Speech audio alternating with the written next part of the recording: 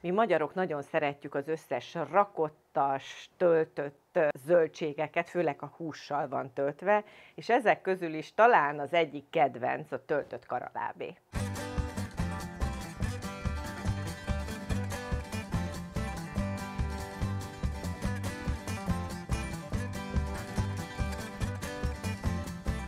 Egy nagyon jó finomra ledarált sertésdagadóval fogom tölteni. Olívaolajat megmelegítek, fölforrósítok. Először csak egy pici vöröshagymát megvinsztelek rajta, ne legyen túl nehéz a hagymától. Ezt meg is sózom, és amikor a hagyma már jó üveges, akkor ráteszem a darált húst.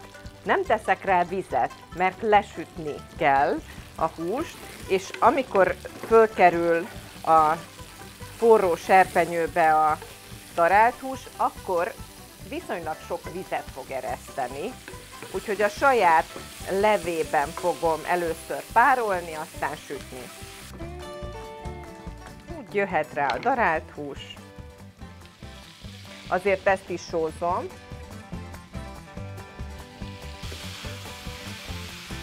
Kezd is engedni a szaftját, de még azért egy picit vigyázok rá.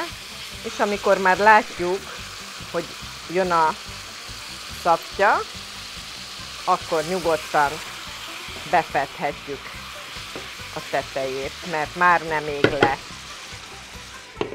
És így sokkal gyorsabban megpuhul. Na, amíg ez puhul, addig jöhet a karalábé. Picit levágom. Így. Rendes talpat is vágok neki, hogy jól álljon.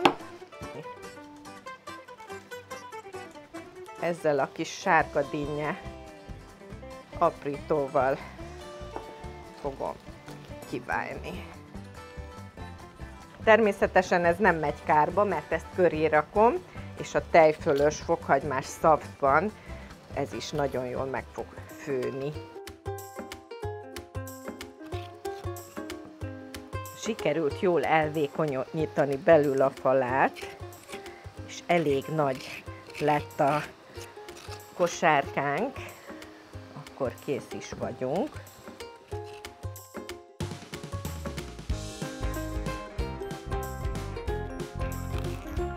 Tulajdonképpen a húst azt készre dinszteljük, mert ez egy vastag töltelék. Ne bízzuk a véletlenre, hogy átsül egy ilyen vastag töltelék. Akkor most ízesítem a húst.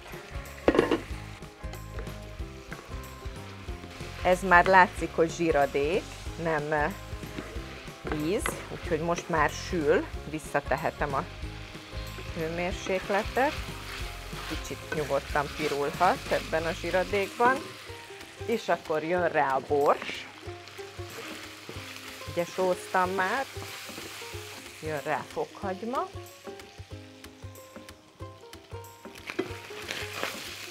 El is zárom. És egy nagy csokor petrezselymet vágok rá.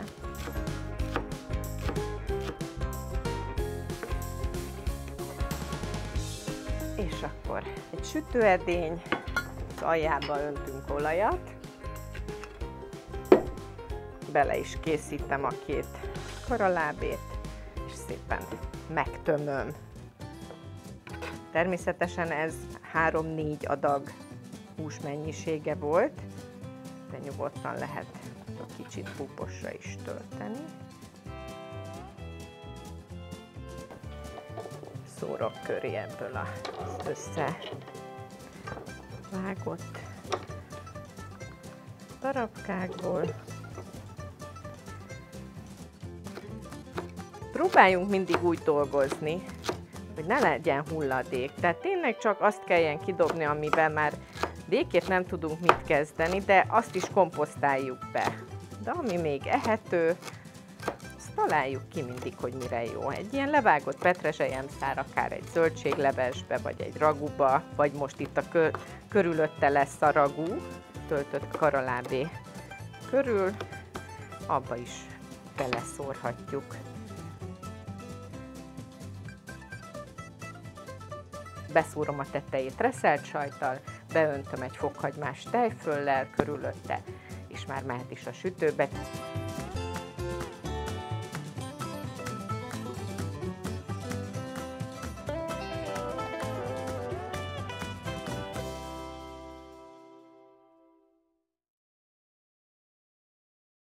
Borbás Marcsi minden könyve a www.1.shop.hu oldalról rendelhető.